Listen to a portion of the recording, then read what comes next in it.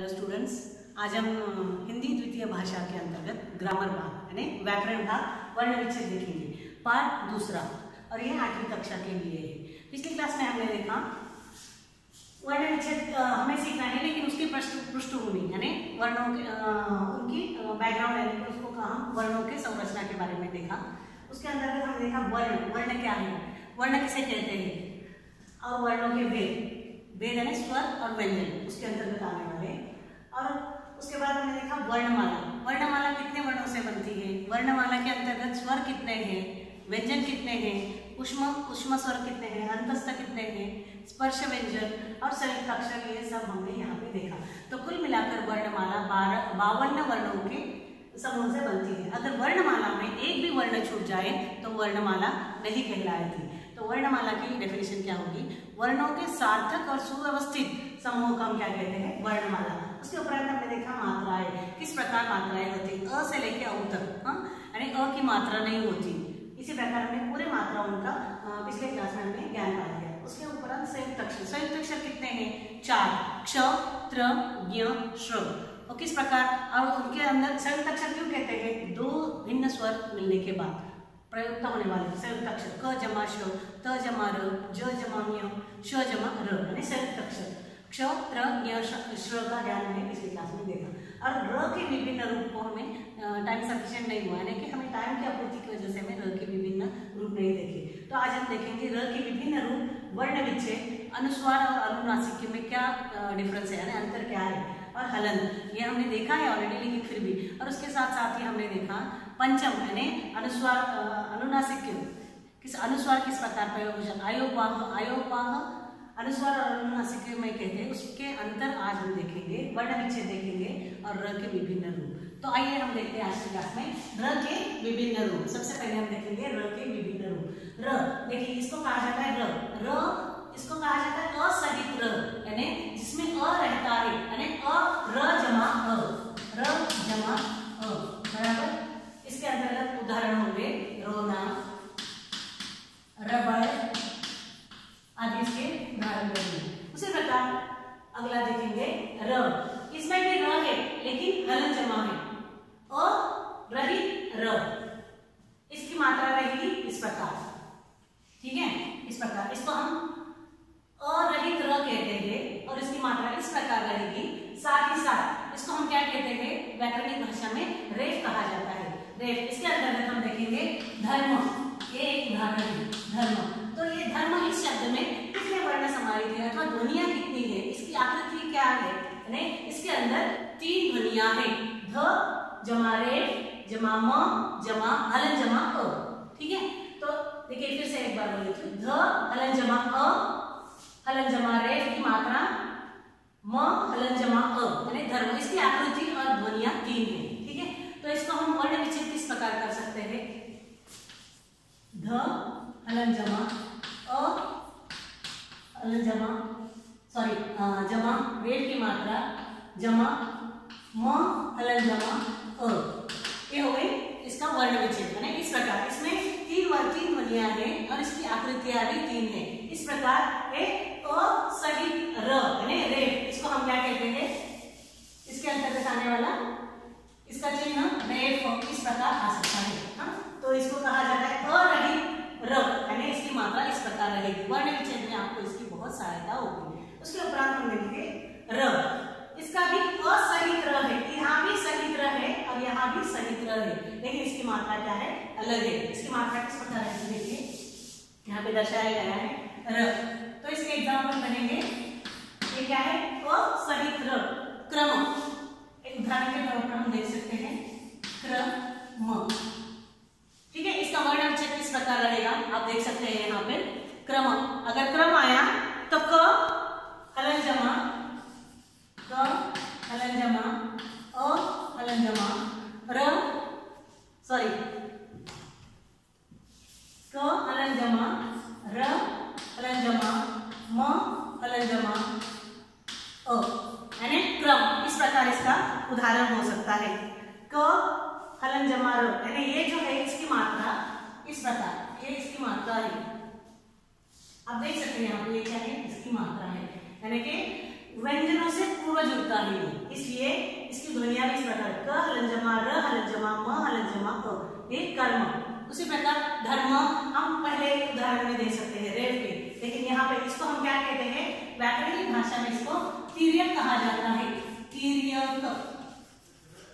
ठीक है, अगर यह जो तिर्यक, इसको क्या कहते हैं तिर्यक, हम उसे वर्ण विच्छेद के आधार पर किस प्रकार इसका प्रयोग किया जाता है वर्ण विच्छेद के अंतर्गत देखेंगे। तो अगला हम देखेंगे, अगला उदाहरण हम देखेंगे र। र ये क्या है, असहित र है, र सहित र है। पहले सबसे पहले हमने केवल र का उदाहरण देखा, उसके बाद रेफ देखा, उसके बाद तिर्यक देखा। अब हम देखेंगे र का ही एक विभिन्न रूप, यानी यह भी र की मात्रा ही है। किस प्रकार र हम प्रयोग करते हैं, व्यंजनों के केवल ट हलन जमा ठ हलन जमा ड हलन जमा ट ठ ड ढ ड ट ठ ड ढ ढ, केवल इन व्यंजनों के नीचे हम इसका र का प्रयोग कर सकते हैं। फिर एक बार विवरण में देखो, असहित र यानी इसकी मात्रा कुछ इस प्रकार रहेगी। ठीक है, यानी किस प्रकार इसका प्रयोग किया जाता है, इसका चिन्ह तो ट ठ ड ढ ट ठ ड ढ, इसके केवल इन्हीं व्यंजनों के नीचे र की मात्रा यानी र का क्या है, र का चिन्ह हम यानी कि र किस प्रकार हलन जमा होने के बाद किस प्रकार इसका प्रयोग किया जाता है। ट्रैफिक अथवा ड्रम हम ले सकते हैं, इसका उदाहरण ड्रम। तो थोड़ा कर देती हूँ, लिख देती हूँ मैं ड्रम। ये ड्र है, तो यह ड्र का प्रयोग हम यहाँ पे कर सकते हैं। ठीक है, तो इसका वर्ण विच्छेद कुछ इस प्रकार आएगा, ड हलन जमा र, ड हलन जमा र हलन जमा म हलन जमा अ। तो इस प्रकार इसका वर्ण विच्छेद किया जाता है। ये सभी विविध अ के संयोग अथवा अ के संयोग से हम र, रेफ, तिर्यक और ये भी र का ही एक प्रकार है। तो विभिन्न प्रकार में हम र का प्रयोग कर सकते हैं। इसी प्रकार हम आगे देखेंगे संयुक्त अक्षर। संयुक्त अक्षर यानी क्या, जहाँ पे दो विभिन्न अक्षर जुड़ते हैं। तो संयुक्त अक्षर को मिलाकर उसकी संख्या 4 है, क्ष, त्र, ज्ञ, श। तो श, इसका एक उदाहरण देखेंगे, प हलन जमा अ हलन जमा र हलन जमा ई हलन जमा क हलन जमा श जमा आ, यानी परीक्षा। एक इसका वर्ण विच्छेद हुआ है परीक्षा। परीक्षा का हमें इस प्रकार उसका उदाहरण यानी उसका उत्तर इस प्रकार, परीक्षा अगर आपको एग्जाम्पल में आया, एग्जाम्पल के तौर पर उदाहरण के तौर पर परीक्षा आया, तो आपको उसका वर्ण विच्छेद इस प्रकार करना पड़ेगा। ठीक है, अब अगला देखेंगे त्र, त जमा र। इसका उदाहरण देखिए, प हलन जमा अ, ये दोनों मिलने के बाद क्या हो जाता है प। व हलन जमा ई मिलने के बाद वी। त हलन जमा र हलन जमा ई यानी पवित्र, त और र यानी पवित्र। ठीक है, तो इसका ये आपको अगर पवित्र एग्जाम में दिया तो आपका इसका वर्ण विच्छेद प हलन जमा अ हलन जमा व हलन जमा ई हलन जमा त हलन जमा र हलन जमा ई, यानी उसका उदाहरण आप सॉल्व करके इधर लिख सकते हैं। तो ये उदाहरण के तौर पर ये और इसका वर्ण विच्छेद इस प्रकार आएगा। आगे देखेंगे ज्ञ, ज हलन जमा न, ये दोनों मिले तो ज्ञ। इसको ज्ञ भी कहा जाता है और ज्ञ भी कहा जाता है, दोनों तरफ से इसका उच्चारण सही है। लिखिए ज्ञान, ज हलन जमा न, ज्ञ जमा आ ज्ञान, न हलन जमा न, अ न हलन जमा अ यानी न, ज्ञान यानी कि इसका उदाहरण रहेगा ज्ञान। इसका वर्ण विच्छेद हम कुछ इस प्रकार कर सकते हैं। अगला देखेंगे श्र। श्र ये भी एक संयुक्त अक्षर है, तो इसको श हलन जमा र मिलने के बाद हो जाता है त्र, सॉरी श्र का वर्ण श्र को हम किस प्रकार अलग कर सकते हैं, श हलन जमा र बराबर श्र, यानी कि देखो उसका एक उदाहरण देखेंगे, व हलन जमा ई हलन जमा श हलन जमा र हलन जमा आ हलन जमा अ म हलन जमा अ, यानी विश्राम। किस प्रकार देखिए, वि श आ यानी विश्राम। तो उसका प्रश्न आएगा विश्राम। तो इधर केवल श्र इस संयुक्त व्यंजन को हमने यहाँ पे तोड़कर अलग लिखा है, तो इसका आंसर रहेगा। आशा करती हूँ आपको यहाँ तक समझ में आया होगा। पिछली क्लास में हमने देखा था, लेकिन आज थोड़ा सा डिटेल में देखेंगे। फिर उसके बाद द्वित्व व्यंजन। द्वित्व व्यंजन यानी दो समान व्यंजन आ जाते हैं, तो द्वित्व यानी कि दो समान व्यंजन आते हैं। ट और ट, ये हलन जमा, इसका ट यानी इसमें अ नहीं है, इस व्यंजन में अ नहीं है, इसलिए यहाँ हलन है। ठीक है, तो इसका उदाहरण देखेंगे छुट्टी। छुट्टी का हम वर्ण विच्छेद किस प्रकार कर सकते हैं? च हलन जमा, अ हलन जमा, ट हलन जमा, ट हलन जमा ई, यानी इसका उदाहरण रहेगा छुट्टी। का यानी यहाँ पे भी एक पूरा और एक आधा व्यंजन है, तो इसका उदाहरण रहेगा पक्का। प हलन जमा, अ हलन जमा, क हलन जमा, क हलन जमा आ, पक्का। तो आगे कुछ ऐसे वर्ण विशेष वर्ण विच्छेद देखेंगे। द्य, इसको हम किस प्रकार लिख सकते हैं? द्य, तो इसको अभी कुछ टाइपिंग के तौर पर आप देख सकते हैं। टेक्स्ट बुक वगैरह आपको इस प्रकार दिया जाता है, लेकिन आपको अगर उदाहरण देखा जाए तो ये इस प्रकार आता है।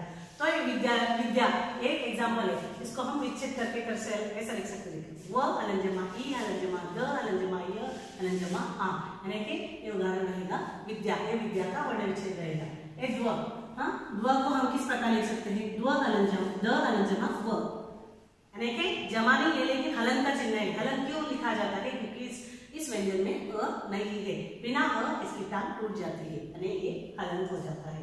द्व, तो यहाँ पे देखिए व हलन जमा ई, वी द जमा व जमा आ जमा न जमा अ, विद्वान।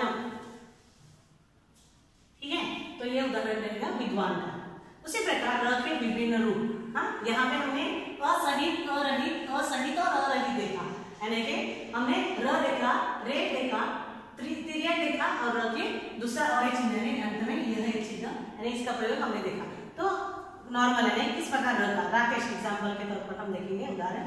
राकेश, तो राकेश का किस प्रकार वर्ण विच्छेद रहेगा? रा र हलन जमा आ हलन जमा क जमा ए हलन जमा श हलन जमा अ, यानी राकेश, ये इसका वर्ण विच्छेद रहेगा। उसी प्रकार वार्ता, ये र है, ये भी र का ही रूप है, यह भी र का ही रूप है, और यह भी जो है र का ही रूप है। इसी के विभिन्न हम उदाहरण देखेंगे। वार्ता, वार्ता का देखिए किस प्रकार वर्ण विच्छेद रहेगा? व हलन जमा आ हलन जमा र हलन जमा त हलन जमा आ, यानी वार्ता। प्रदीप, प हलन जमा र हलन जमा अ हलन जमा द हलन जमा ई हलन जमा प हलन जमा अ, यानी प्रदीप। उसी प्रकार राष्ट्र, र हलन जमा आ हलन जमा श हलन जमा ट हलन जमा र हलन जमा ई, यानी कि राष्ट्र। ठीक है, यहाँ पे खत्म हुआ। और अनुस्वार और अनुनासिक। अनुस्वार और अनुनासिक को हम स्वर में देखते हैं, इसको आयोगवाहक भी कहा जाता है। दोनों में ज्यादा अंतर है, किंतु हम उच्चारण करते समय केवल आजकल ज्यादा से ज्यादा यही उपयोग में लाया जाता है। ये व्याकरणिक त्रुटियां है, किंतु फिर भी अगर हम देखें तो पंचम वर्ग में भी इसका हम प्रयोग कर सकते हैं। लास्ट क्लास में हमने देखा पंचम वर्ण किस प्रकार आता है। तो कौन से भी कौन सा भी स्वर है उसके आगे आने वाला जो पंचम वर्ण हम पहचान सकते हैं, उस व्यंजन के आगे लगने वाला चिन्ह, यानी ये कौन सा है? न, न, ज्ञ, ये सब हम जान सकते हैं। तो इसी प्रकार कंगन का यह पंचम वर्ग है। यह कौन सा है? पंचम वर्ग के अंतर्गत आया गया है, अनुस्वार चिन्ह है। ठीक है, एक वर्ग के अंतर्गत अंतिम वर्ण ज्ञ आ जाता है, कंगन। तो इसका उदाहरण लिखिए। क हलन जमा अ हलन जमा ड हलन जमा ग हलन जमा अ हलन जमा न हलन जमा अ, यानी कंगन। उसी प्रकार अनुनासिक का भी उदाहरण हम दे सकते हैं। ये दो भागों में करते हैं, ये भी सही है और ये भी सही है, लेकिन यहाँ पे न किस प्रकार बांटा गया है आप देख सकते हैं। अनुनासिक यानी इसको चंद्र बिंदु भी कहा जाता है। इसको क्या कहते हैं? चंद्र बिंदु भी कहा जाता है। जब हम उसका उच्चारण करते हैं नाक से और उसी के साथ साथ हम मुंह से भी हमारी जो हवा वायु निकलती है, इसलिए उसको अनुनासिक कहा जाता है। तो उसके उदाहरण देखिए। पूंछ, यहाँ पे भी यह चंद्र बिंदु लगा है, तो पूंछ देखिए उसका वर्ण विच्छेद प हलन जमा उ, उसके ऊपर अनुनासिक का चिन्ह है। हलन जमा छ हलन जमा अ, यानी कि पूंछ। आंख, आ जमा अनुनासिक यानी चंद्र बिंदु जमा ख जमा ए। तो इसको और एक उसकी जगह पे आप यहाँ भी अनुनासिक का प्रयोग कर सकते हैं। तो उसी प्रकार कुछ विशेष यानी सम जोड़ के हम वर्ण विच्छेद बनाना है। संबंध, तो यहाँ पे म का उच्चारण होता है, यहाँ पे न का उच्चारण होता है। संबंध शब्द में म और संशय शब्द में न।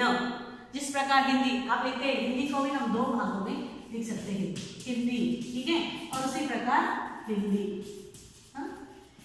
इसी के अंतर्गत यहाँ भी म और न का प्रयोग किया जाता है। यहाँ उच्चारण में भ्रांतिक उच्चारण भी कहा जाता है। तो यहाँ संबंध का वर्ण विच्छेद देखेंगे, स हलन जमा अ, हलन जमा म, हलन जमा ब, हलन जमा अ, हलन जमा ध, हलन जमा क, यानी संबंध। ठीक है, तो आगे देखेंगे संशय क्या हुई दूसरे प्रकार, स हलन जमा अ, हलन जमा म, हलन जमा श, हलन जमा अ, हलन जमा य, हलन जमा म, संशय। ठीक है, तो यहाँ पे क्या उच्चारण में देखिए, यहाँ पे अ के बाद क्या आना, म आया, और उसी प्रकार यहाँ पे भी अ के बाद म, यानी ये जो है आप देख सकते हैं। हाँ, तो किस प्रकार आया है यहाँ पे हम देख सकते हैं। और यहाँ पे अ हलन जमा, यहाँ पे न आना चाहिए, सॉरी इधर न आना चाहिए, क्योंकि यहाँ पे संबंध में न, हलन जमा अ, हलन जमा न, हलन जमा ध, हलन जमा न। और उसी प्रकार संशय में स हलन जमा अ, हलन जमा म, यानी ये जो म आया है इसी के अंतर्गत आया है, ये जो अनुस्वार आया है म के अंतर्गत आया है, और ये जो अनुस्वार, ये जो मैंने यहाँ पे ऊपर लिखा है विभिन्न कलर से, यानी ये इसकी बिंदी है। तो इस प्रकार यहाँ पे सम विषय वर्ण विच्छेद कर सकते हैं। और अंत में हम देखेंगे हलंत। हलंत यानी हर एक व्यंजन में छुपा होता है। अगर अ रहित व्यंजन है तो उसको हलंत, इस प्रकार उसका चिन्ह हो सकता है। पिछली क्लास में हमने देखा। और उसी प्रकार उर्दू के अंतर्गत भी क, क, ग, ज, फ, ये 5 ध्वनियां हैं उर्दू के अंतर्गत आने वाले, हमने देखा। और उसी प्रकार री एक बचा है, री और र, इसकी मात्रा में भी अंतर है, और इसका यह व्यंजन है और इसकी मात्रा री होती है। री की मात्रा, ऋषि, ऋण, ये संस्कृत के अंतर्गत आने वाले शब्द है। और ये र, इसका मात्रा रू और रू इस प्रकार हो सकती है। ठीक है, तो यहाँ तक हमने देखा पूरा वर्ण विच्छेद किस प्रकार कर सकते हैं। तो आशा करती हूँ ये सब आपने अच्छी तरह से देखा होगा, समझा होगा। अगर कुछ भी डाउट है तो अगली क्लास में आप मुझे पूछ सकते हैं। तब तक के लिए घर में रहिए, सुरक्षित रहिए, खुश रहिए। धन्यवाद।